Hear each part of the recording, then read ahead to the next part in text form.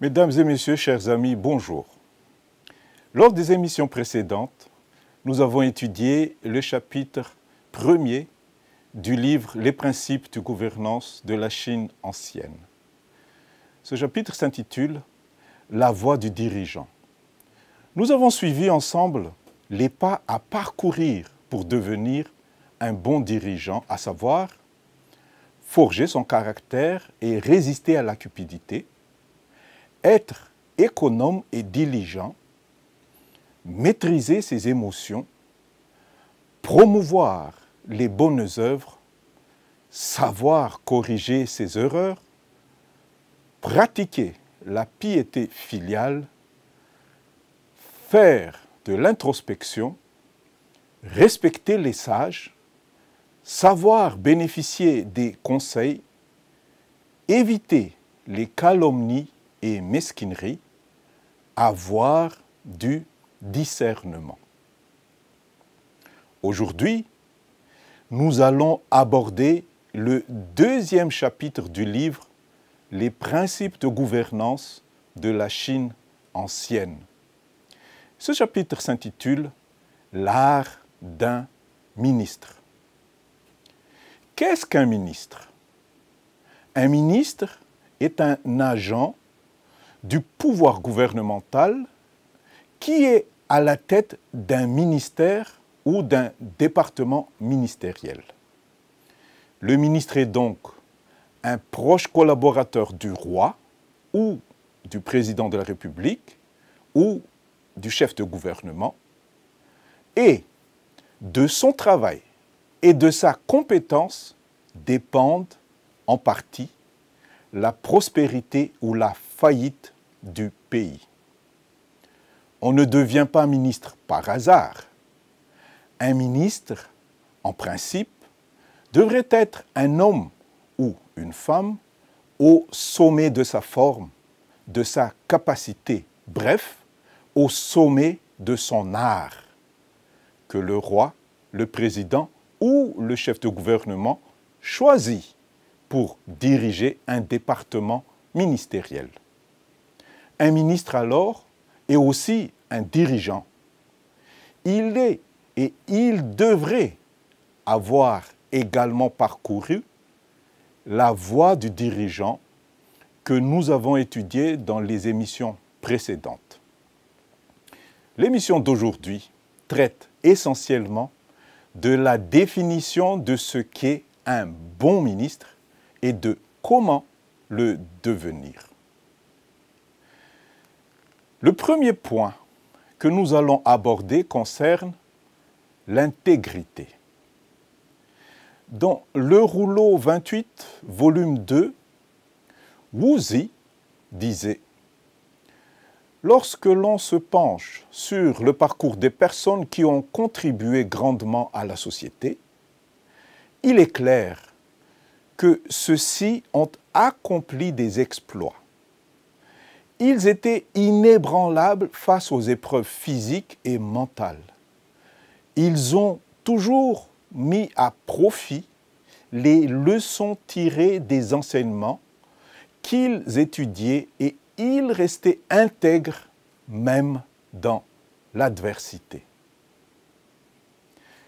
Les personnes qui contribuent à la prospérité de la société sont les personnes qui travaillent dur, surmontent les épreuves morales et physiques, mais surtout, ce sont des personnes qui restent intègres, même dans l'adversité. C'est seulement en restant intègres qu'ils peuvent accomplir des exploits. Mais que signifie rester intègre? Qu'est-ce qu'un ministre intègre? Dans le rouleau 44, Qian Fu Lun donne des éclaircissements. Il dit « Des ministres éclairés ou intègres ne flattent pas leur roi au point de corrompre sa vertu. Ils ne flattent pas non plus le peuple uniquement pour obtenir ses faveurs. Ils ne cherchent pas leur intérêt au détriment de celui du peuple ou arrangent les lois pour satisfaire les puissants. Les ministres intègres savent reconnaître les comploteurs et observent une morale irréprochable afin de ne jamais défendre uniquement leurs intérêts personnels. Avoir une morale irréprochable veut dire, en tout premier lieu, être un ministre incorruptible. Un ministre intègre est un ministre incorruptible et qui a une morale irréprochable. Pour illustrer ce propos, voici une petite histoire rapportée par Hu Han-shu dans le rouleau 23, volume 3. Il y a bien longtemps, le ministre et érudit Zhang Yang fut promu préfet de la préfecture de Donglai. Au cours de son trajet pour rejoindre Donglai, il passa par le comté de Shangyi. Et à ce moment-là, au milieu de la nuit, il reçut la visite de Wang Mi, une personne qu'il avait recommandée pour administrer ce comté. Croyant bien faire, Wang Mi avait apporté 10 kilos d'or pour donner en cadeau à son bienfaiteur Zhang Yang. Mais Zhang Yang en fut outragé. Il refusa catégoriquement et dit à Wang Mi, « Nous sommes de vieux amis et je te connais bien, mais j'ai l'impression que l'inverse n'est pas vrai. Tu ne me connais pas. » Wang Mi lui répondit, « Il fait nuit noire.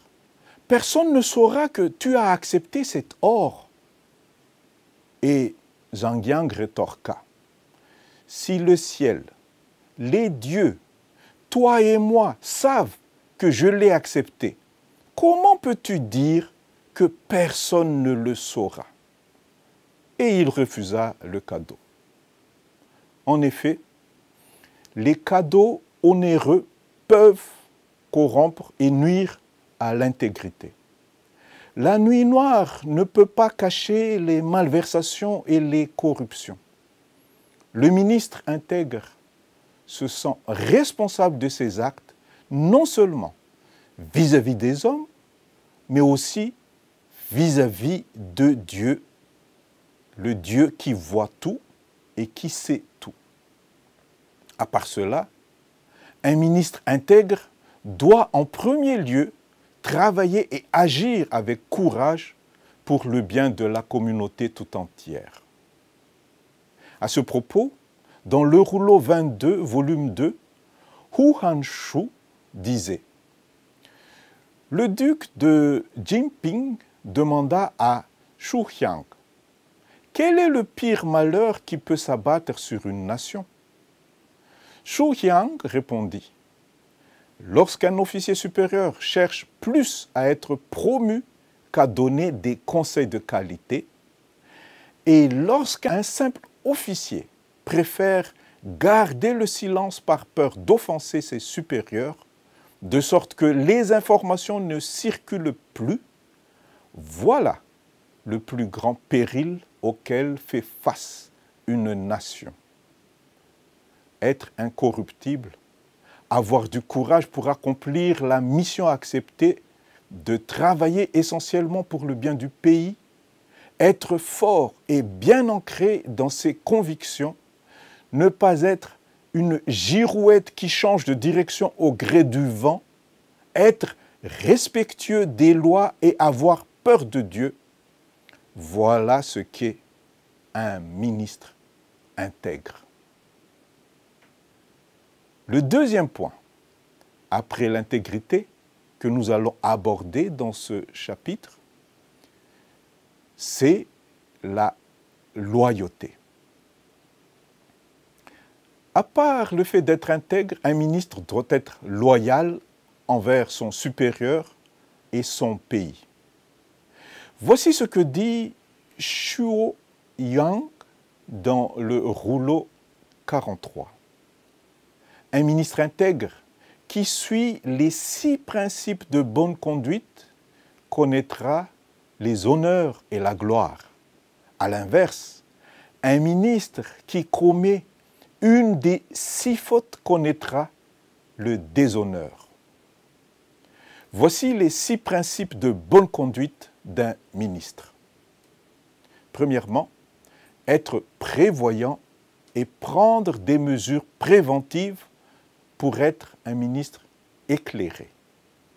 Deuxièmement, être modeste et appliqué, promouvoir la bonté et éradiquer le mal pour être un bon ministre.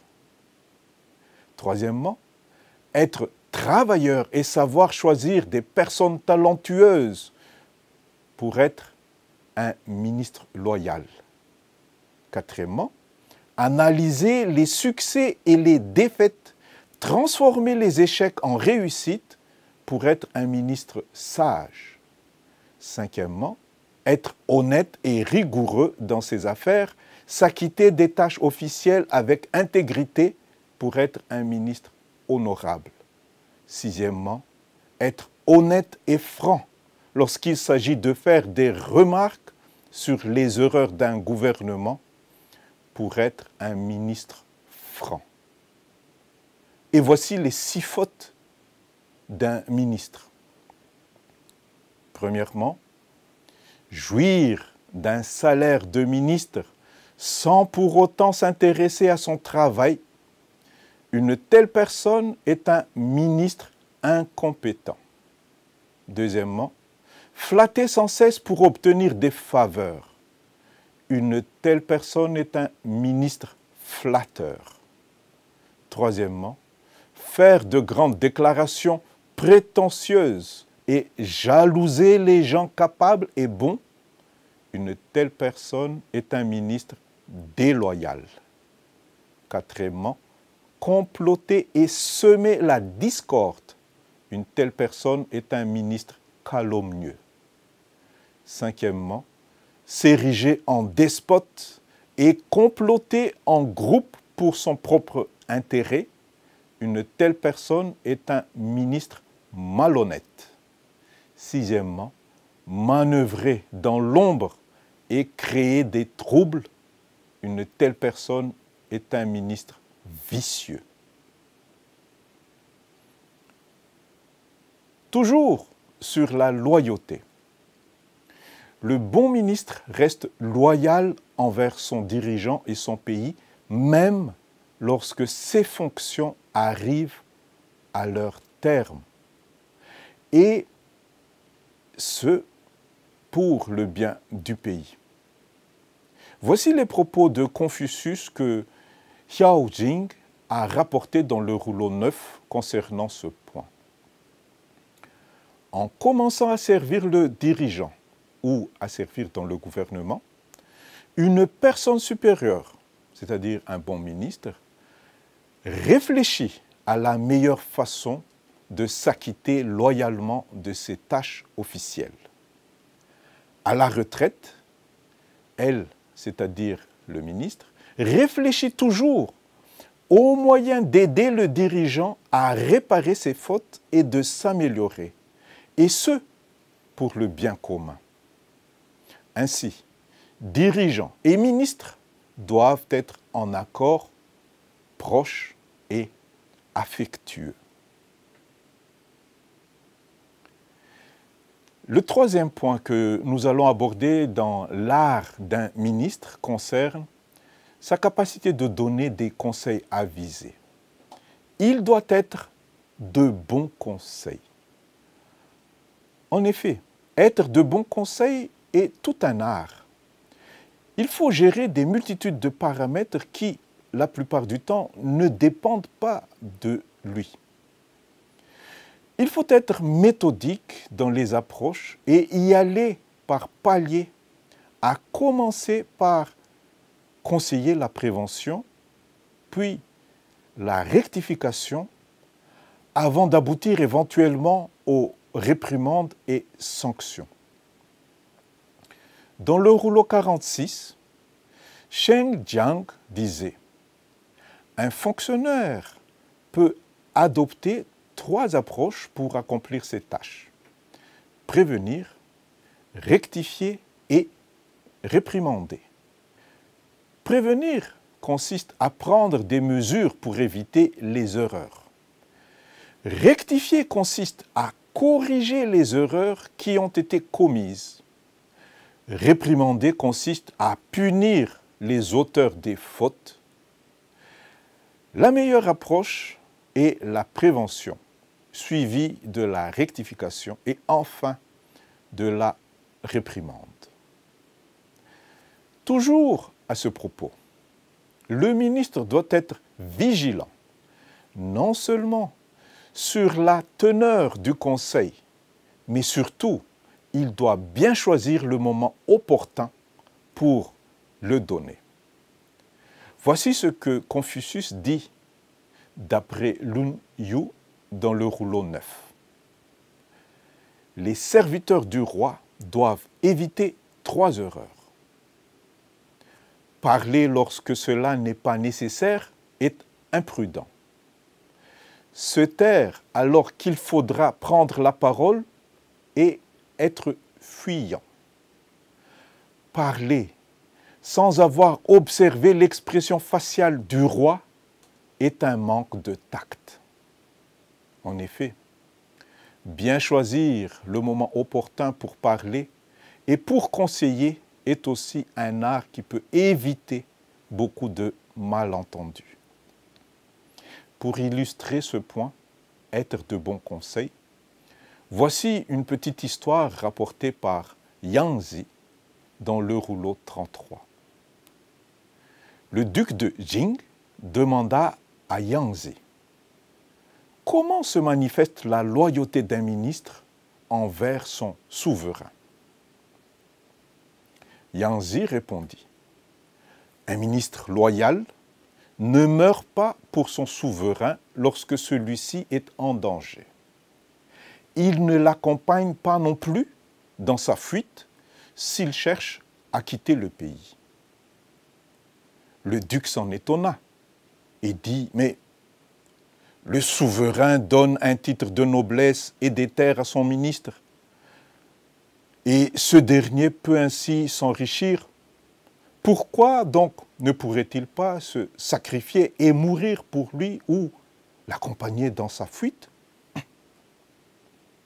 Yang Zi répondit « Si le souverain applique les conseils d'un ministre loyal, il ne se retrouvera pas en danger.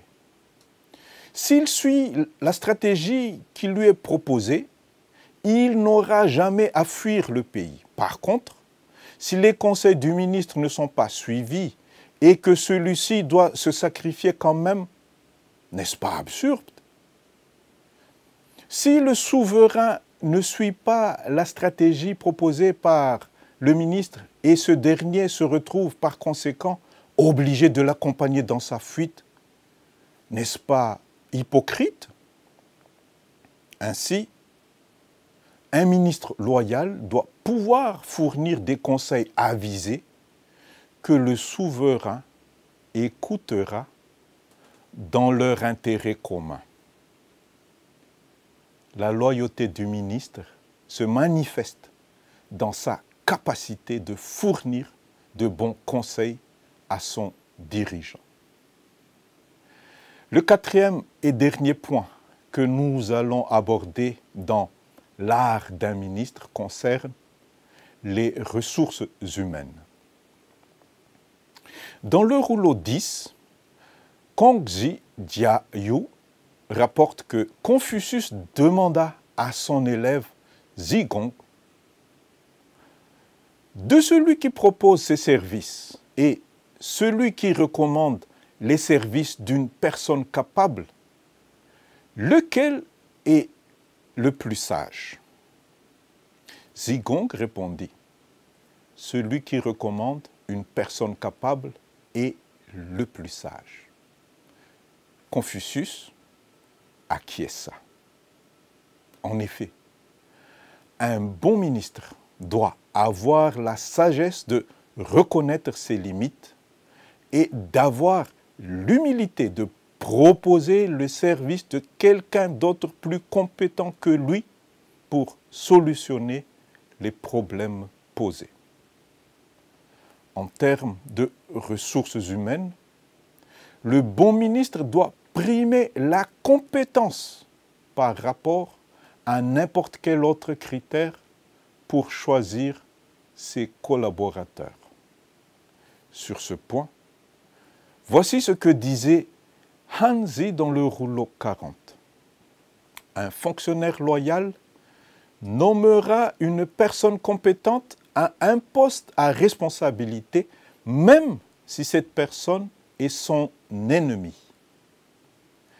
Il démettra de ses fonctions une personne sans scrupule, même si celle-ci est de sa famille. Dans le choix de ses collaborateurs, le ministre doit être ferme et ne regarder que ce qui est bien pour le pays. C'est un art, car pour ce faire, un ministre doit savoir se maîtriser, ne pas tomber dans le népotisme, être humble de cœur, tout en étant à la fois inflexible sur les principes de loyauté et d'intégrité. Le ministre doit aussi savoir faire passer l'intérêt supérieur de la nation avant toute autre considération familiale ou personnelle. Ainsi s'achève notre émission de ce jour. Merci de votre attention. Je vous dis au revoir et au plaisir de vous revoir la prochaine fois. Merci.